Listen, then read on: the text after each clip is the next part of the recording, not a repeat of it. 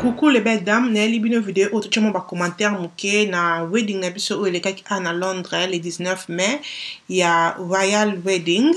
Tu as non ce que ça qui comment à tout le monde Prince Harry azo tambola azo yam.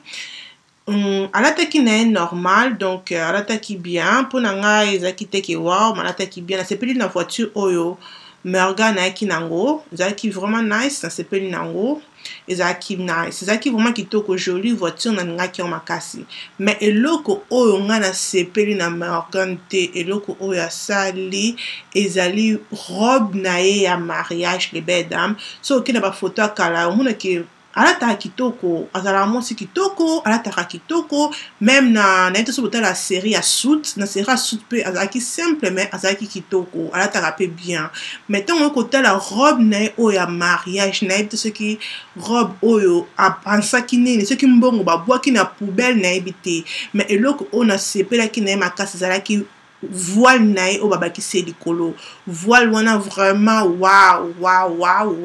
j'aime bien voile nae pe na sepela qui na couronne nae pe couronne ezaki bien mais bafi nae pe bazaki ba fleur à gueule nae bazaki pe kitoko mais ezaki na ka simple na ebité pour na bino pe botika ba commentaire bo ebisanga et donc o pe singa lisusu kana na mariage o ezali que pourquoi pas ata oncle nae ou bien ata kota mama na ye ata ndeko moko ya bango ya mutu mundu koka kokotisa ye na libala na ye bona église mutu azalaki te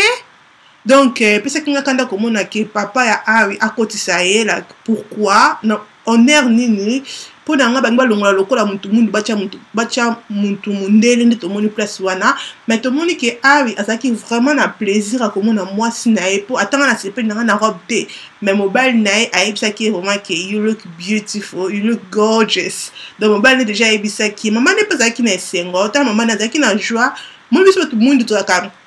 tant mobile simon ozoluka lokola olela ozona kolela moko na kati mais na mona ke azaki isolé azaki na famille te azaki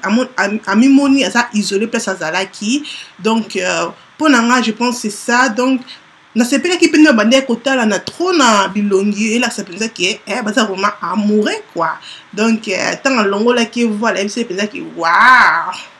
waouh quel moisi mais les belles dames na ko sabi noter maquillage au tieye ata wabi ke simplicité ngo na ebite ce qui ayeko la sa kunike ayeko liambongo na été yango na trop simple boy donc abima qui vraiment simple même maquillage tchaka ba maquillage n'est très bien ebite peut-être quand on a zemi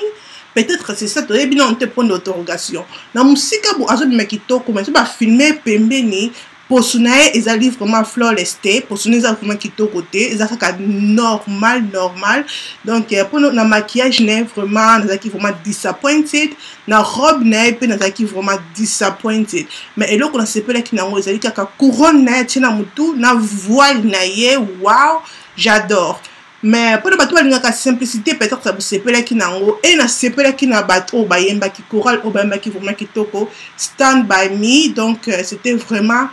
joli bayemba ki vraiment bien na sepela ki na nzembo oyo pona ngai opinion na koloba ki nzembo o bato bayemba ki fallait nde Morgan akota na nzembo o fait pas kota na nzembo na ya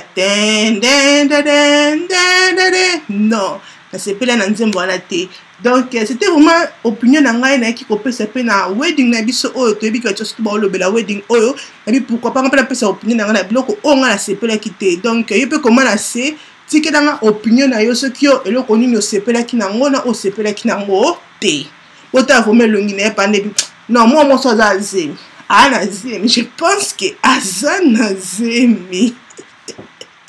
yango la bimi boy tout les cas 3 mois 2 mois bon mona ka ke libumo bimi pe elongi comme okole eloko mususu ya grave oye pesa kinga kanda